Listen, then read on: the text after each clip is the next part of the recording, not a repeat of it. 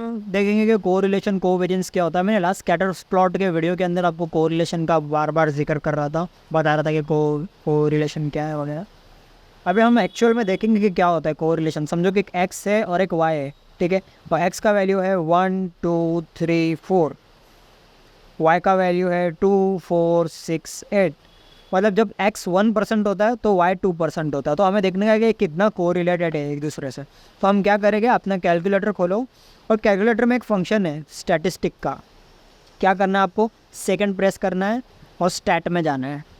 Stat में जाओगे तो LIN करके आएगा। अगर नहीं आया आपके इसमें LIN करके तो सेकंड और एंटर दबाओ जब तक का LIN नहीं आएगा।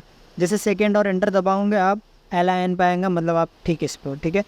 फिर डेटा में जाओ, सेकेंड डेटा, सेकेंड और 7, सेकेंड और 7। मेरे इसमें डेटा पहले से लिखा हुआ है तो मैं क्लियर वर्क कर दिया उसको। अभी x को लिखो 1, नीचे करो। y आया, y को लिखो 2, वापस नीचे करो।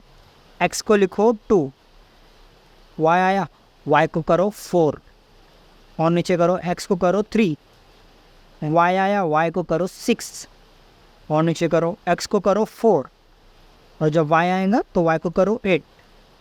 अभी प्रेस करो सेकंड और स्टैटिस्टिक, LIN करके आया है। अगर नहीं आया तो सेकंड एंटर करते रहो जब तक कि LIN नहीं आएगा, ठीक है। LIN मतलब लीनियर रिग्रेशन। हम देख रहे हैं कि ये दो एक साथ कितना मूव हो रहा है। n आपको दिखेगा 4, ये x बार है, ये आपका मीन है और ये स्टैंडर्ड डिविएशन है, आपका रिस्क कितना है इसके अंदर, ठीक है। हमें ये सब नहीं देखना, हमें कोरिलेशन देखना है। तो नीचे नीचे करते रहो।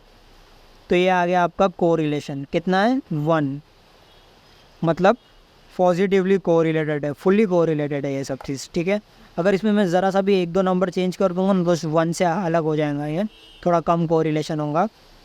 बट अभी ये एग्जाम्पल के हिसाब से ये पॉजिटिवली कोरिलेटेड है। अगर 1 1 से बढ़ रहा है तो ये 2 से बढ़ रहा है एंड सो ऑन, ये बढ़ते ही जा रहा है, ठीक है। तो इस तरीके से हम देखते हैं कोरिलेशन। अब कोवेरिएंस क्या होता है, तो कोवेरिएंस आप याद रखना, covariance is equal to correlation into standard deviation of x into standard deviation of y। ये कोवेरिएंस का फॉर्मूला है। और तो हम देखेंगे स्टैंडर्ड डिविएशन क्या है इसके अंदर। स्टैंडर्ड डिविएशन ऑफ x, नीचे नीचे करते रहो। आया स्टैंडर्ड डिविएशन ऑफ x, उसको आप करो स्टोर 1। अब स्टैंडर्ड डिविएशन ऑफ y हम देखेंगे। आया स्टैंडर्ड डिविएशन ऑफ y, उसको करो स्टोर 2। अब इसको एग्जिट करो। एक्चुअली आपको कोरिलेशन को भी स्टोर करना है, पर हमारा कोरिलेशन हमें पता है 1 आया है, ठीक है। तो आप R को भी स्टोर कर देना, मैंने किया नहीं इसके अंदर, पर आप कर देना। ये जो R है ना, ये R1 जो है ना 1, उसको स्टोर 3। अभी क्या करो, recollect 1 into recollect 2 into recollect 3। तो 2.5 आपका कोवेरिएंस है। कोवेरिएंस आपका कितना है 2.5